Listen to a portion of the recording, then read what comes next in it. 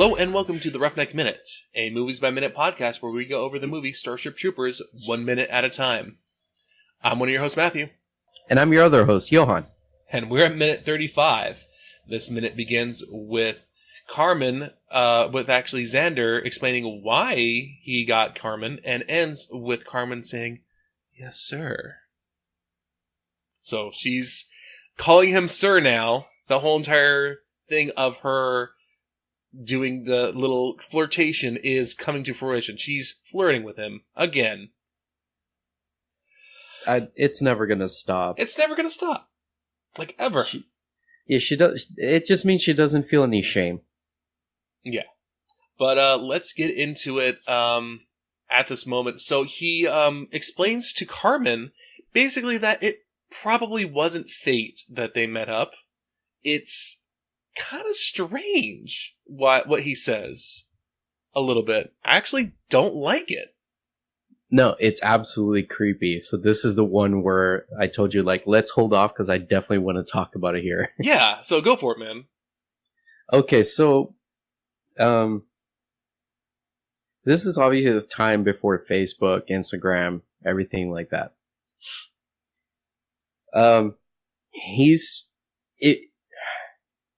If someone came up to you and said, "Oh, I know, I've been tracking your every movement," he's stalking her. Because let's go back and kind of describe how he heard about Carmen, this crazy pilot that's going up the ranks. All right. Okay. When did he know that she was a crazy pilot? He probably didn't. He knew that she was coming. He knew that she was going to Tereskova, or wanted to go to Tereskova. So he probably had an eye out or a ear out for her completely. Exactly. So she could have just been a pilot. Correct? Correct.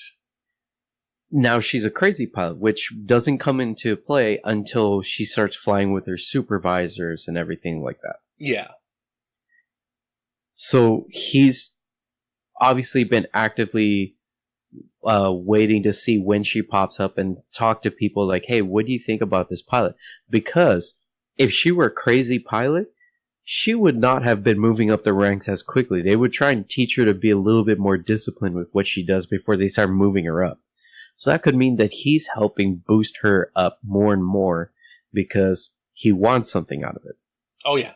So you're saying that it was Xander moving Carmen up to get her into the number 2 chair with him? Yes. Oh, that is creepy. Okay. Because there's absolutely no way because we were also wondering about it before. We were just like, how in the hell does she get to pilot anything and she's above everybody else? When she has a disregard for any safety, disregard of any protocol, just everything. Like, everything about her says she only knows how to fly, but she doesn't know how to be in the armed service. Yeah, she's a show-off. Yeah, so she rises through the ranks in the armed service being a reckless pilot. It's something that she could do with a crop duster. Speaking of crop dusters. Yeah, but you know what I mean. Oh, yeah. Like, she absolutely should not have had any way to move up in the ranks if she was the pilot that she is. But somehow she has. Xander is the reason. Xander's the reason why. He's been moving her up all the way. Until the point where he makes sure that he's assigned with her. So, this is where it gets kind of just a little bit creepy about it. It's because the terms that he uses, it's like he really dives deep. So he's telling her that she's crazy with the stick. So it's obviously a what's it called, a sexual innuendo.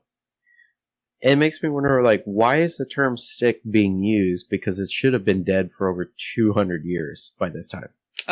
Well, because pilots usually call a yoke a stick no matter what, like pulling up on the stick, pulling down on the stick. It's really? It's just a term, yeah. I've just been wondering if he's been rehearsing this in the mirror for like months. Oh, you think he's been like kind of thinking about her face and be like, You're crazy on the stick. I'd like you to be crazy on a stick. Yeah, exactly my point. He's been rehearsing this line in the mirror a bunch of times. She showed up. Gross. Right? So that's what I was thinking about Xander. I was just like, dude, like, you know, like you're coming off a little bit psycho, and you're about to put your stick in psycho, which you don't do, but you seem to be okay with it, so you line that bed, sir. Yeah, sure. Why not? Yeah, so that's where I thought, like, this entire thing with how he gets paired up. Like, at first it could have been just coincidence. Oh, we have two signed actors in the same, like, right next to each other. Of course. But then these couple lines, like how he's been monitoring her the whole time, to the point that now she's sitting next to him, means that he was probably moving her up at the same time.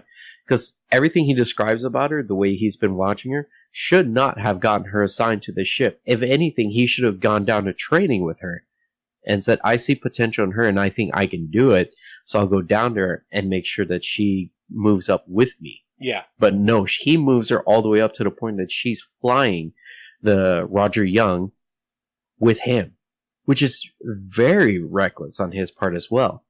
And it's all to essentially try and get laid. Well, okay, so I will say that eventually in the movie, she is a good pilot. She is one of the best pilots as well, too. But the thing is, she's very dangerous. She's a maverick.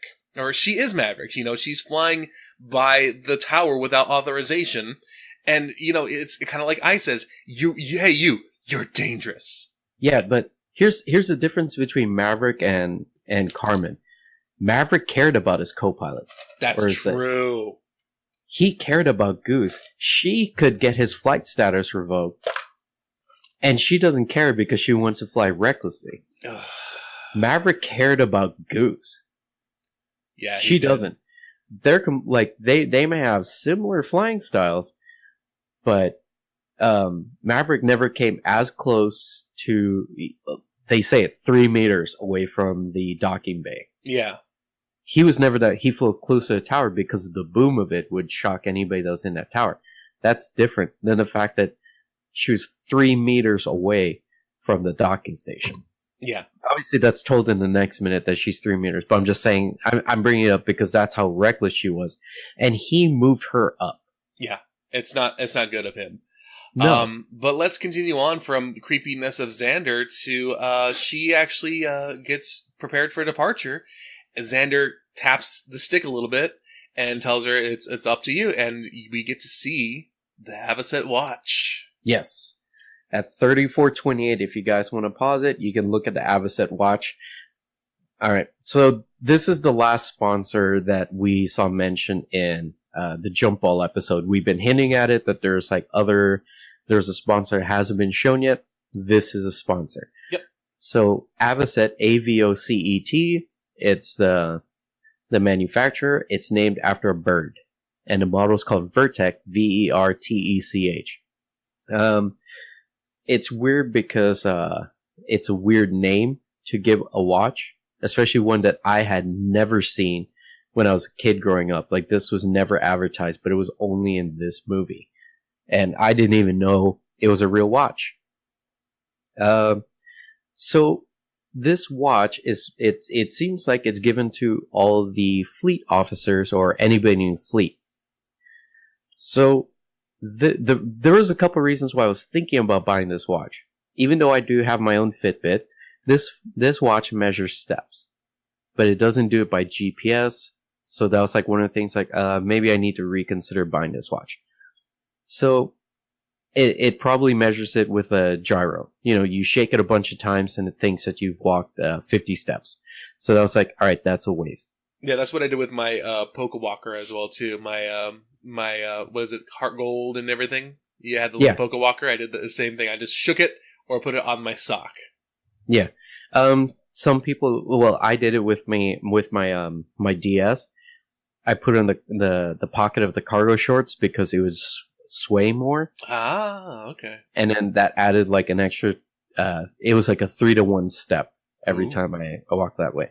So It only went for $30 on eBay, but it also was no guarantee that I would need a new battery, obviously. So that's why I was like, all right, I'm gonna start rethinking this. This might not be a good idea.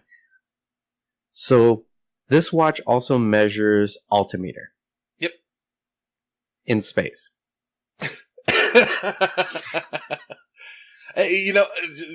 Right now it's measuring the altimeter from the moon, so they're probably 35,000 kilometers up, maybe? Yeah, which it would not reach in this watch. You can zoom in on it. There's no way it would fit in there because I'm assuming they don't believe people that are wearing this watch is also skydiving. Yeah, I don't think it's an altimeter like it does. It is a magnetic altimeter or anything like that, like a normal spaceship would be. It's more of a pressure altimeter, so yeah, it wouldn't work. It'd be the pressure of the cabin, which is normal. Yeah. So right about now, to these fleet personnel, it's just a watch that measures steps at this point. It's also a future-looking watch too. I mean, it looks nice. Yeah, it's got a big old button because it also has a, what's it called, a stopwatch. Yeah. So one of the last big features on this watch is it has a barometer. It's not going to be raining. In a pressurized container or like a ship where there is theoretically no atmosphere, it's pointless. Well, I mean, you could be like, "Hey, you're breathing too much. I can tell because my barometer on my watch is going off. You need to close your mouth." That's the only way I can think about. Yeah, and unfortunately, Matt, you're reaching. I definitely am, but I mean, again, they probably just got this watch just because it looked cool for the time. Yeah. But you know what? The G-Shock watches are a lot better looking. I honestly think these are just huge. Yeah. Casio has a good G-Shock watch now. The watch, like the fact this one has a stopwatch on it, wasn't even that much of a head turner back then in the 90s. I had one with my Casio calculator watch that also held it had a directory. It held like 8 phone numbers on it, and the names would scroll, and then the phone number would scroll later on. So it's like, oh, I want to look up this person. All right, wait a couple seconds, and then the name would go by, and then the phone number would go by. That had more features on it than this watch. Definitely, yeah. So that's why, like, at $30 on eBay, and I was like, and then there's shipping. I can't find it on Amazon. No, only on eBay. That's why I was like, at first I was like, yeah, I'm gonna try and get one so I can talk about it on the show. And then I was thinking like, wow, this is kind of a hole just for that watch right now. Yeah, I mean, like, honestly, it doesn't seem like that much of a prop that I'd really, really like either, unless it was actually used in the movie. I actually was looking at props earlier in the in our recordings, maybe around, I want to say minute 10. There was a huge prop auction that sold like working versions of the Merida and prop versions of the Merida, but they were going like for crazy expensive. I even asked my wife, hey, I'm like, hey, honey, can I buy a prop Merida? And she's like, how much is it? I'm like, $1,200. She's like, no. I'm like, but it works. I can fire blanks from it. She's like, no. I'm like, okay. Yeah, but see, if you think about like buying a prop from this movie, if you were to buy the Vertec, would it be on your wrist or would it be on a shelf? I actually would probably put it in a shelf. Yeah. I'm sorry, not even on a shelf, in a desk. I'll just like throw it in a drawer and be like, because it's not good looking. It's huge. Yeah. And if you were getting a Merida, would it sit on a desk, on a shelf, or would you use it? I'd carry that thing around me with me all the time because I think we are in open carry state. Yeah. No, we're not. Okay. Well, I want us to be an open carry state so I can carry around this Merida. Yeah, but it looks like a prop, so you might be able to get away from it. Yeah. Get away with it.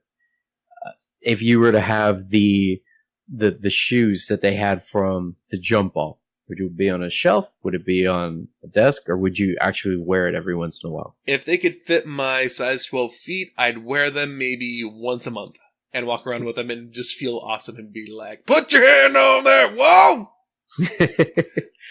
But you know what I mean? These are like, even if it were a prop that were purchasable, I you just can't see yourself actually being like, okay, this is a prop from the movie. A lot of people would be like, what the hell is that? Oh, it's an Avocet watch. It's from the 1997 film Starship Troopers. All the cadets used them.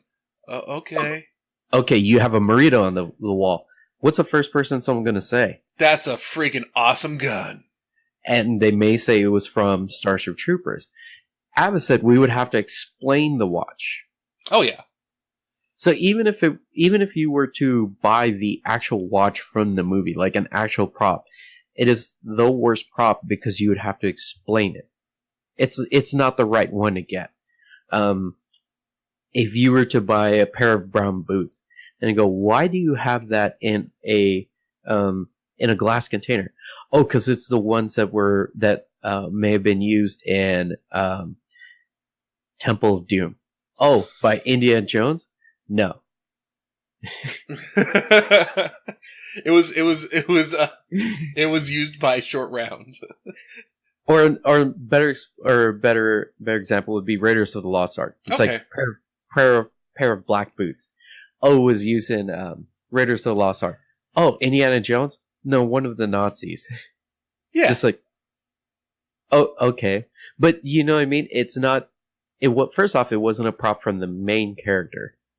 So, and then let alone, it's not even the best prop of any of the characters on there. Yeah. Because if you had a Nazi uniform and they go, why do you have a Nazi uniform? Go like, oh no, it's a prop from Raiders of the Lost Ark. Okay, that's a cool Nazi uniform. Because I plan to bring the Third Reich to space because I'm a space Nazi, don't you know? Yeah.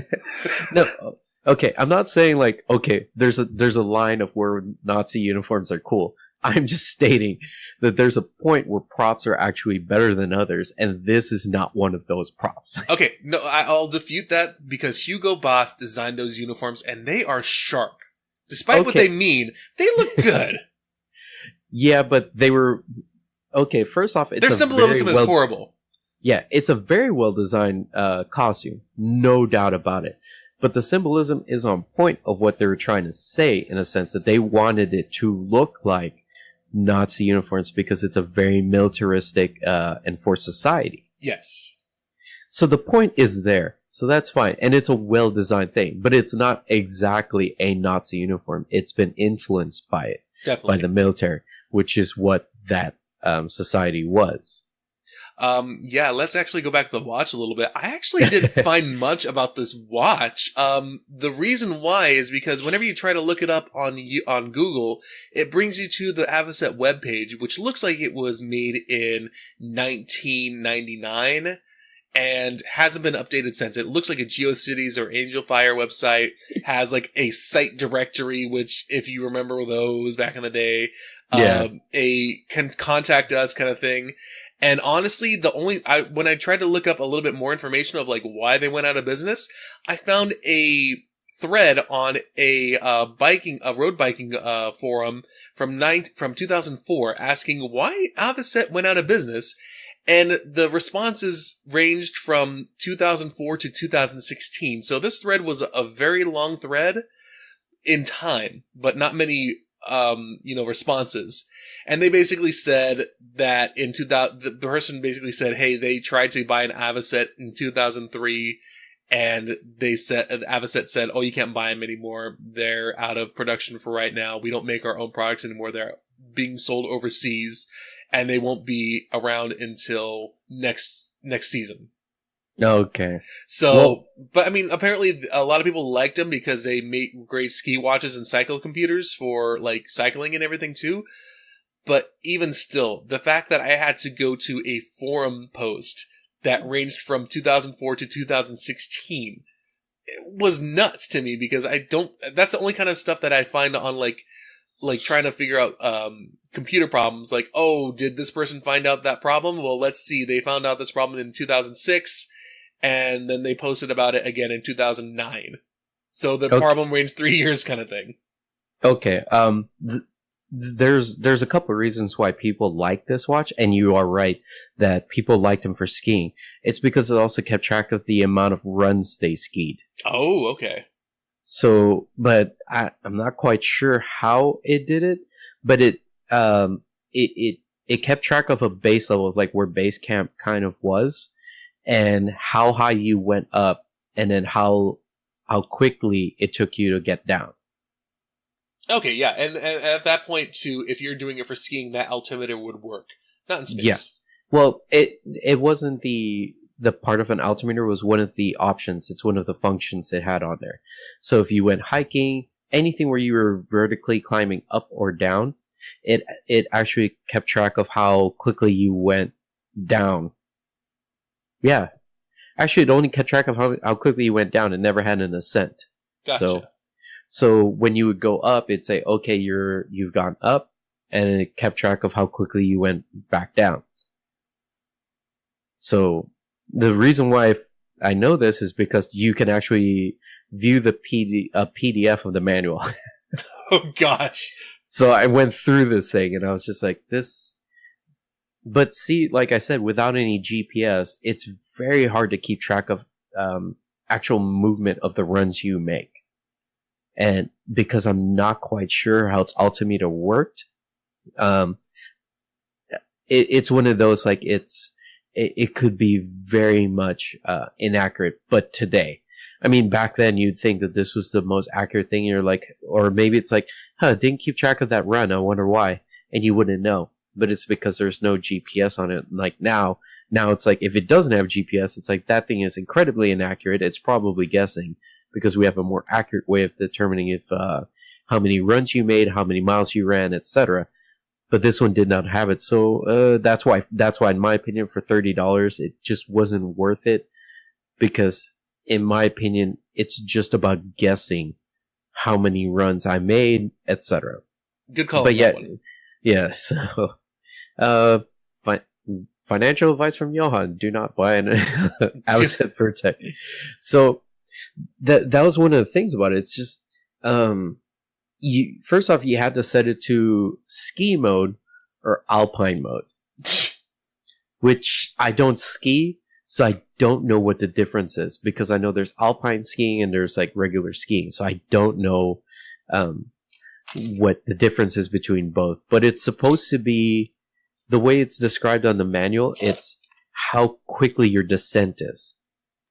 I don't know. It says alpine, it takes longer, like feet per hour, it's quicker feet per hour with alpine than it is skiing. Maybe it's because it's a higher mountain. I have no idea. But yeah, it's not the best watch now. I mean, back then maybe, because it was the best guessing watch there was, but now it just didn't. Because this watch could have cost me from like $50 to $60 for a $30 watch. So it just wasn't worth it. No, definitely not. Good call on that one again.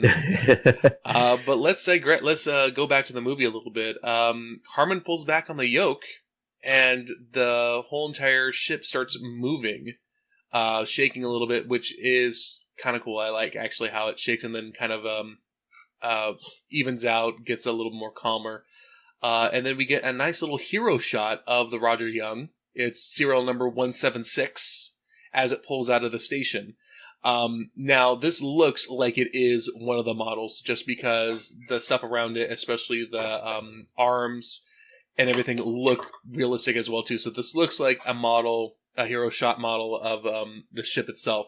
Mostly also because you can see the two umbilicals down there, and they look pretty CG as well, too. So yeah, she's pulling out. The scene goes back to the cabin. She's still pulling out, but she hasn't undone these umbilicals yet.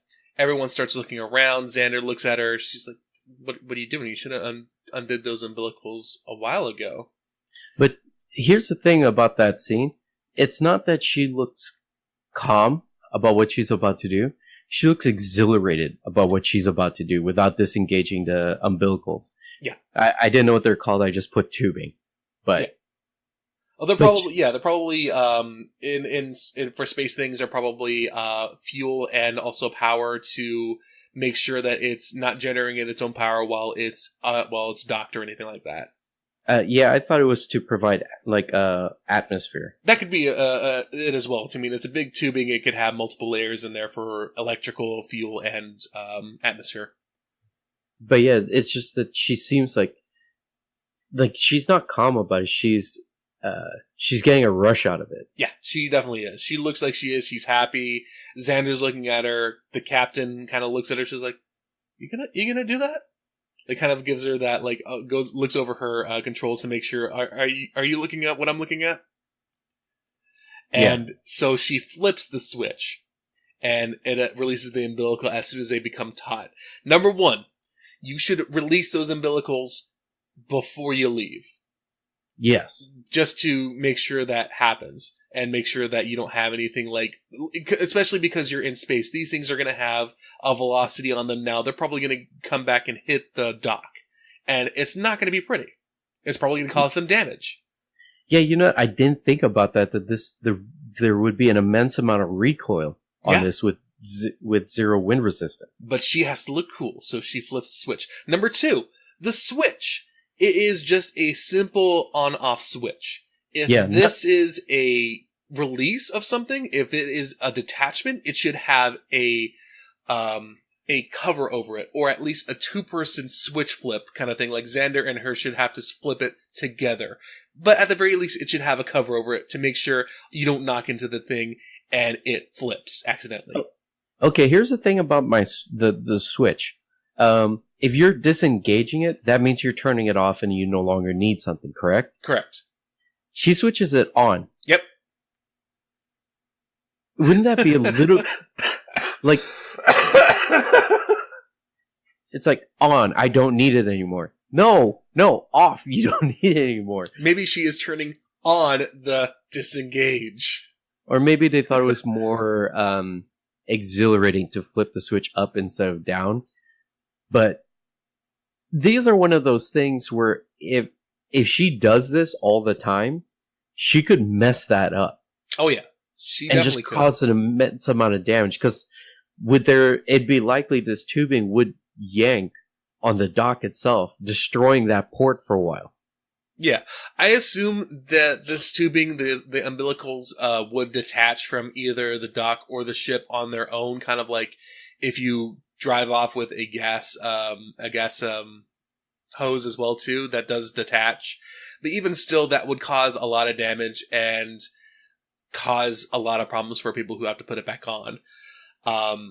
But as she detaches it, everyone kind of looks a little more calm and everything, and she tells Xander, none of my instructors could keep up. No, that pisses me off, because it's not the fact that the instructors couldn't keep up. It's the instructors knew what they were doing. If you see how policemen train on how to do high-speed chases and everything like that, where they go through the cones, the instructors watch them because, okay, you have to do these turns, etc., at these speeds because that's how you're going to make them. She's literally cutting through cones, and then she goes, my instructors could never keep up. No, you did not follow any of the protocol. Yeah. Like, it's not that they couldn't keep up, it's they shouldn't. They shouldn't have to keep up. I mean, yeah, you're crazy, you're a little reckless. They shouldn't have to keep up with your antics, honestly. That you should be, yeah, you're a great flyer, and go ahead and show that off, like in simulators and everything, or like on your off time. But if you're flying around, as she said in the first couple minutes, or in the first, when she describes it, 500,000 tons of starship, you should not be acting this reckless. Yeah. Oh, and like, the recklessness of this, like another example is, let's say you go to a gun range. I tell you, hey Matt, first one to get 5 bullseyes win. Okay, so you get your gun, I grab my gun. You shoot 5, trying to get the bullseye, you maybe hit like 3 or 4. Close to 5, you don't do it. Let's just say that, okay? Yeah. I pull out my machine gun and I let loose and destroy the entire target. And then when people are telling me, what the hell are you doing? Do I turn around and go like, you guys just can't keep up with me? No, I did something completely reckless, which is what she's doing. Exactly. So her cockiness is just unparalleled, because it's not just like this confidence thing, but she's absolutely reckless to the point that she could be self-destructive. And it's to the point that she could destroy this docking station. But like I said, Xander's fault because he moved her up. Yeah, it's Xander's fault. So after she tells him, "Oh, none of my instructors can keep up during the simulations," he says, "Well, this isn't a simulation anymore, so you keep it easy, cadet." And she tells him, "Yes, sir." Yeah, he tells her to take it out easy. And flirting again. Yeah, no, but not only that. If she's still flying like this in a simulator, like, and the supervisors can't keep up, like, it's a supervisor, or I mean, it's a simulator.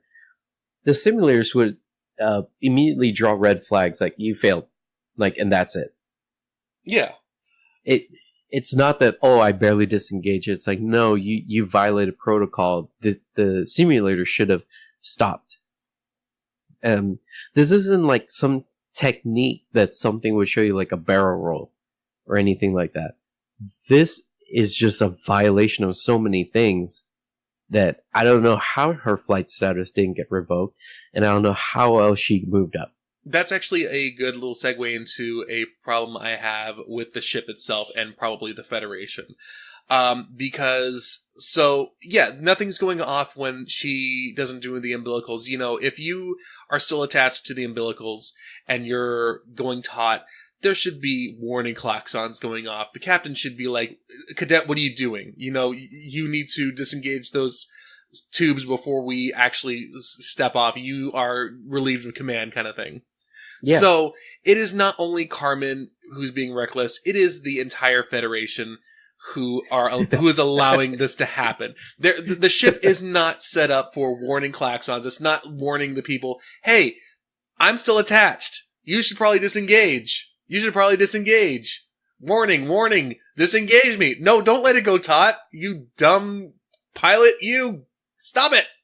Yeah, because like my dad had a Selka from the 1980s, and when the door was open, it would say the door is ajar, but it was in Japanese when it said it. No, it's a door. Dad jokes. Yeah, but you're a dad, so it's all right. But this is the 80s. You're right. There should have been something to say, hey, like a red symbol, like do not back up type of thing. Like you are still attached to the dock. Even just like a siren going off saying, "Hey, you're still attached." Or not even a siren, like not even a voice, just a siren going whoop, whoop, whoop, whoop kind of thing. Yeah, because if you were on an actual ship now, like on the water ship, it would let you know that your anchor is still down. Yeah. But you're right. This should have something. Yeah. So, I mean, it's not just Carmen that I'm having a problem with. It's the Federation, how they design their ship and how they design their warning systems, proximity sensors. Their proximity sensor we'll get into the next minute as well, too. It's like they designed the entire thing around the way Carmen flies. So wait, this may be kind of telling then. If she's crazy on the stick, if she's crazy and all this other stuff, if she's flying the way she is and she still hasn't been relieved of command, maybe the whole entire command structure is just full of Carmens. People just like her. And they're letting her do this. They want her to do this. So either that may be the case then. The whole entire command structure of Fleet is reckless and dumb, just like Carmen. So like when they tell Rico, like, well, like, or when Rico's like, or they say, what's it called? Like, that's crazy. Well, I hope you have a crazy pilot. He looks around and he sees like 30 people, like, we can go. Like, like tossing the hot potato grenade, and like everybody's got a pin that they try and put it in at the last second. Like, I got it. They're like, oh, you do. I think honestly, at that point, the person who is chosen is just chosen because, oh, she's the one who has her shoes on already. Kind of thing. Like everyone else is like, oh, we need a hotshot pilot. Well, you know, we have 30 other people, but oh, she's already got her shoes on, so she'll go. Oh, she's sliding down the banister. She's got it. Yep, she's got it. Spoiler to who it is, but we'll get to that. Well, we already know who slid down the banister. Well, I mean, who's a hotshot pilot? Yeah. Yeah. Okay. Yeah, but yeah, this whole place does seem to be designed with the way a crazy pilot pilots, and it's Carmen at this point. It seems to me that the Federal Navy is a reckless and dumb and stupid organization to be in, and honestly seems like the MI is a lot better. It seems like the MI is more, what is the word? It's more level-headed for what they are instead of the Navy. Well, it seems like Fleet's also picking fights with people from their own military, which is reckless and dumb, and that's in a future minute. But yeah, they're responsible for way more Federation dollars. We'll say what their currency is. I don't know what it is, and they're absolutely reckless about it. Oh yeah, for sure. But that's where that minute ends, where Carmen says, "Yes, sir." Yeah, every minute's ending with her flirting. What the hell? And it's never when she was with Johnny, it never ended with her flirting with him because she doesn't like Johnny. Yeah, what the hell, Carmen? We need to end this though. We're at minute 37, so all right. But yeah, where can they find you, Johann? So you guys can find me on Twitch at J-DASHD26, and it's the same as my Instagram. You guys can find me at AltTabMatt pretty much anywhere online. Twitter, Instagram, Twitch. I've been doing a lot of Elite Dangerous, not being reckless, not flying out of the mail slot at, 200 meters per second. I've been going at a nice leisurely 70 meters per second, respecting and following procedure, not like Carmen. Yeah, if you guys actually want to see how someone actually knows how to pilot a starship, you can follow Matt. Sometimes when he does Kerbal Space Program, he actually creates a properly functioning, non-phallic looking spaceship most of the times. They're all phallic looking. To get out of the atmosphere, you need to have a phallic looking ship. True, but you don't aim for it. You aim for actual engineering. But also looks phallic. Yeah. Right. So you guys can also follow us on iTunes, Google Play, Stitcher. Please like and subscribe to us, and if you can, please drop a review. It'd be more than helpful, and we do love seeing that people enjoy the show. You can also visit us on our website at theroughneckminute.podbean.com. You can also follow us on Twitter at roughneckminute, MIN. And if you'd like to, you can continue the conversation with us on our Facebook group at the Roughneck Minute Billet. Is there anything else you'd like to add, Matt? I'd like to also go back to our last minute and say, if you haven't already, please go ahead and post your handshake horror fives for our Facebook group or on Twitter as well to respond to us and respond to our handshake horror fives. We'd like to know what your 5 top Halloween movies, because we are in the middle of October. Halloween's just right around the corner. Johann, are you going to dress up as anything? I'm not sure. I think I'm working that day. Okay, but I mean, we're going to, shout out to last podcast, because we're actually going to their Samhain Gala. Are you going to dress up for anything? I've actually been debating about that, whether or not I want to dress up, because I'm so confused with what the dress code is, because it keeps changing every time I listen to it. At first it was a costume contest. Then it was dress up nice. Then I wanted it to be funny. I'm like, what? No, I think they just want costumes. Yeah. But that's why I was just like, wait, okay. So at first I was like, all right, dress nice. All right, cool. I can do like an H.H. Holmes thing. Do something scary. All right. Okay, I can still do an H.H. Holmes thing. All right, do something funny. Well, I guess H.H. Holmes would be one of those, but maybe H.H. Holmes then. Yeah, I think you should honestly do H.H. Holmes, because I'm planning on going as Zodiac. And okay. So it's not funny though, man. It'll be funny because I'm going to have business cards with the cipher on the back of it and the Zodiac symbol on the front of it. So I'm just going to be handing those out, and it's going to say, be sure to drink your Ovaltine. Okay. Are you going to have Ted Cruz's phone number and everything on there as well? No, I'm not, because Ted Cruz is not the Zodiac killer, even though he looks like him. He's too bumbling and an idiot to be the Zodiac killer. Or he wants you to think of it that way. I don't think he's playing 4D chess. Just like Usual Suspects. He's not Kaiser Soze. Yeah, he might be. Anyways. Yeah, I'm going to dress up as that, as Zodiac, and then I think I'm going to be a Sith for actual Halloween with my son, because he's going to be dressing up as a PJ Mask. Yeah, I think it's going to be my nephew's first Halloween trick or treating outing. Ooh. So I think whatever I dress up, I'm going to go around with whatever he wants to dress up as, because I think he's going to be doing Paw Patrol. And I'm pretty sure my brother, his dad, he's going to be the probably one of the kids or something. If none of them do it, then I'll go as Rumble. Yeah, I'm one awesome. of those.